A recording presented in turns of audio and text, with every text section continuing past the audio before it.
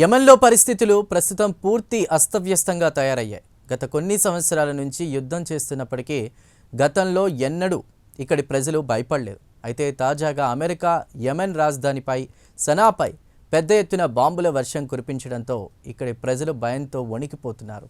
ముస్లిం దేశం కాబట్టి పవిత్ర రంజాన్ మాసం ఉపవాసాలుంటారు.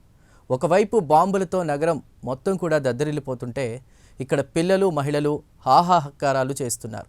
ఇక్కడ మెజారిటీ ప్రజలు ఇక యుద్ధాలు చాలు, మాకు శాంతి కావాలి అంటూ నినదిస్తున్నారు. తాజాగా సనాలో జరుగుతున్న పరిణామాలపై ఒక లుక్కేద్దాం.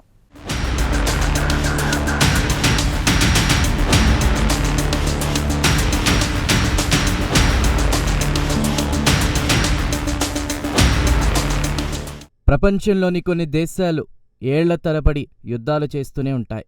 పుట్టిన బిడ్డ నుంచి పండు ముసలి వరకు చేతిలో ఆయుధాలు ధరించి తిరుగుతూ ఉంటారు. ఆఫ్రికా దేశాల్లో సర్వసాధారణం.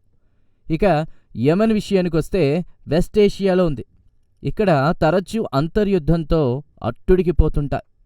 అయితే తాజాగా అమెరికా యెమెన్పై బాంబుల వర్షం కురిపించింది. ఇక యెమెన్ విషయానికొస్తే పాలస్తీనాకు మద్దతుగా ఇజ్రాయెల్పై తరచూ డ్రోన్లు మిజైల్స్తో దాడులు చేస్తూ ఉంటోంది. దీనికి వ్యతిరేకంగా ఇజ్రాయెల్ కూడా యెమెన్పై దాడులు చేస్తోంది. అయితే గత శనివారం నాడు సూర్యాస్తమయం తర్వాత అక్కడి ప్రజలు ఉపవాస దీక్షలు ముగించుకుని ఇఫ్తార్కు కూర్చుని భోజనం చేద్దామనుకునేసరికి ఆకాశం నుంచి పెద్దెత్తున బాంబుల వర్షం కురిసింది. దీంతో యావత్ నగరం బిత్తరపోయింది. ఇక ఈ సనాలో బతకడం కష్టమనే స్థాయికొచ్చారు స్థానికులు. నగరంలో ఎక్కడ చూసినా పేలుళ్ళు, ప్రజల హాహాకారాలతో సనా నగరం మారుమోగిపోయింది.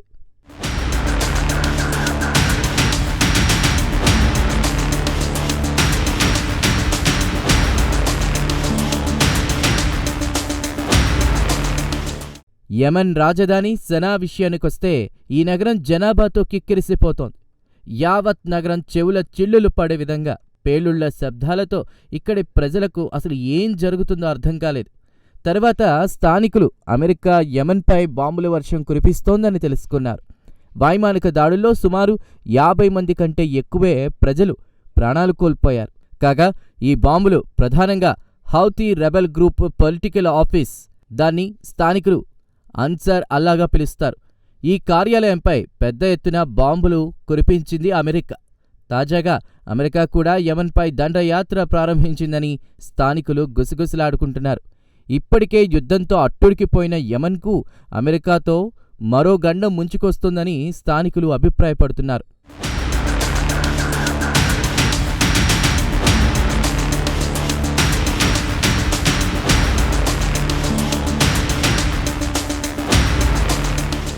అయితే ఈ నెల 7వ తేదీన అంటే అమెరికా యెమెన్పై దాడులు చేయడానికి సరిగ్గా ఒక వారం ముందు హౌతీ రెబెల్స్ ఇజ్రాయెల్కు 4 రోజుల గడువు ఇచ్చి గాజా స్ట్రిప్లో హ్యూమానిటేరియన్ ఎయిడ్ ట్రక్కులను అనుమతించాలని వార్నింగ్ ఇచ్చింది. ఒకవేళ ఎయిడ్ ట్రక్కులను ఆపితే యెమెన్ గ్రూప్ పాలస్తీన్లకు సంఘీభావంగా ఎర్ర సముద్రంలో ఇజ్రాయెల్ సరుకు రవాణా ఓడలను లక్ష్యంగా చేసుకుని దాడులు చేస్తామని హెచ్చరించింది. అయితే ఇజ్రాయెల్ హమాస్ మధ్య యుద్ధం జరిగినంతకాలం ఎర్ర సముద్రంలో ఇజ్రాయెల్ సరుకు రవాణా ఓడలపై హౌతీ మిలిటెంట్లు దాడులు చేసేవారు. అయితే ఈ ఏడాది జనవరిలో గాజా పాలస్తీనాకు మధ్య కాల్పుల విరమణ ఒప్పందం తర్వాత దాడుల్ని ఆపేశారు. ప్రపంచంలోని అత్యంత కీలకమైన వాటర్వే ఎర్ర సముద్రం. ఒక దేశం నుంచి ఒక దేశానికి సరుకు రవాణా కావాలంటే ఎర్ర సముద్రం గుండా వెళ్లాల్సిందే. దీంతో యెమెన్కు చెందిన హౌతీ రెబెల్స్ సరుకు రవాణా షిప్లను హైజాక్ చేసేవారు. దీంతో అమెరికాతో పాటు బ్రిటన్లు కలిసి హౌతీలను లక్ష్యంగా చేసుకుని వందలాది సార్లు దాడులు చేసింది. వారి ఆయుధాల డిపోలతో పాటు మిసైల్స్ లాంచింగ్ ప్యాడ్స్, ఎయిర్పోర్ట్లపై అమెరికా బ్రిటన్లు కలిసి దాడులు చేశాయి. హౌతీలను కోలుకోలేని దెబ్బ తీయాలనుకుంది అమెరికా.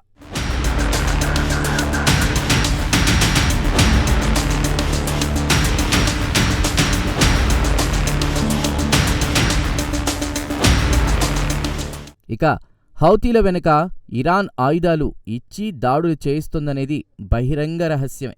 దీంతో అమెరికా గత శనివారం నాడు సీనియర్ హౌతీ సభ్యుల నివాసాలపై దాడులను ముమ్మరం చేసింది. ప్రస్తుతం పౌరుల నివాసాలపై కూడా దాడులకు తెగబడింది అమెరికా. దీంతో హౌతీలు మాత్రం ప్రతీకార దాడులకు దూరంగా ఉన్నారు. మరి ఇంతలోనే అంత మార్పు ఎలా వచ్చిందనుకుంటే దానికి సమాధానం అమెరికాలో ట్రంప్ అధికారంలోకి వచ్చాడు. దీంతో యెమెనీ పౌరుల్లో ఒక రకమైన భయాందోళనలు మొదలయ్యాయి. ట్రంప్ వచ్చాడంటే యుద్ధం మొదలవుతుంది.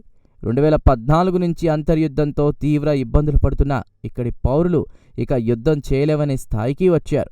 2022 నుంచి హౌతీల బ్యాంకు ఖాతాలు స్తంభింపజేయడంతో ఇక్కడ కోట్లాది మంది ప్రజలు ఆకలితో అలమటిస్తున్నారు.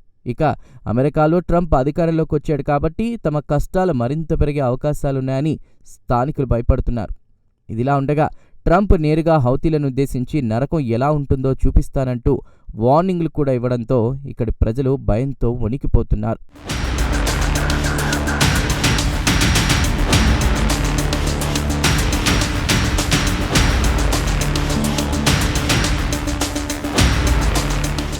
యెమెన్ రాజధాని సనా ప్రజలు గాజా పరిస్థితిని చూసి తమకు కూడా ఇలాంటి పరిస్థితి వస్తుందేమో అని భయపడుతున్నారు. గాజాను ఇజ్రాయెల్ పూర్తిగా నేలమట్టం చేసింది. ఇక అమెరికా తమను నేలమట్టం చేస్తుందని, అమెరికాను ఆపేవారు కూడా ఎవరూ లేరని స్థానికులు వాపోతున్నారు. ఈ నెల 30న రంజాన్ సందర్భంగా చాలామంది రంజాన్ ఈద్ షాపింగ్కు ప్లాన్ చేసుకుంటున్నారు. అయితే అమెరికా దాడులు తమ పండుగ ఉత్సాహాన్ని పూర్తిగా నీరుగార్చాయని స్థానికులు వాపోతున్నారు. పరిస్థితులు చూస్తే భయానకంగా తయారయ్యాయి.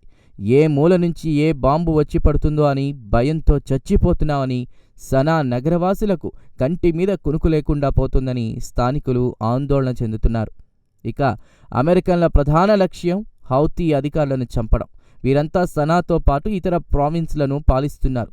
ఒకవేళ హౌతీ అగ్ర నాయకత్వాన్ని చంపితే దేశవ్యాప్తంగా కల్లోలం ఏర్పడుతుందని చెప్తున్నారు స్థానికులు.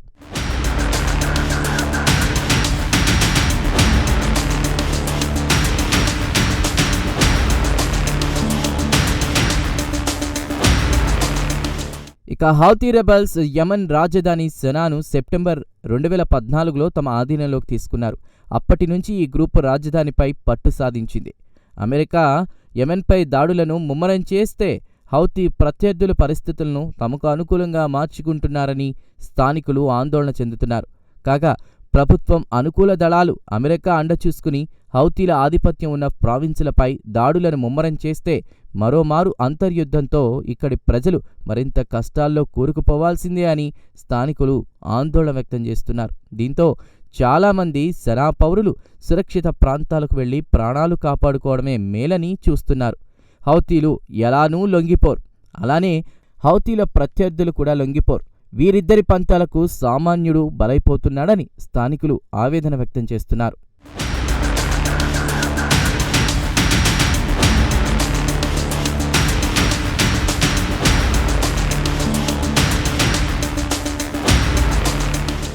దీనికి వ్యతిరేకంగా హౌతీ ఫైటర్లు మాత్రం తాము వెనక్కి తగ్గమంటున్నారు.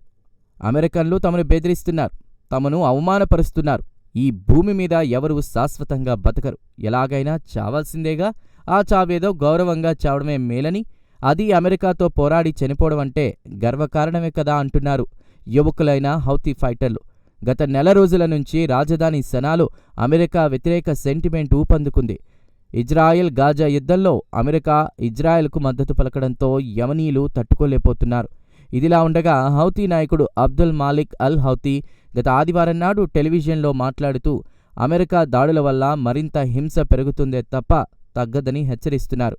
ఇటు అమెరికా అటు హౌతీ రెబెల్స్ మధ్య సాధారణ సనా పౌరుడు బక్కచిక్కి క్షణమొక యుగంలా గడుపుతున్నాడు. అది పవిత్ర రంజాన్ మాసంలో.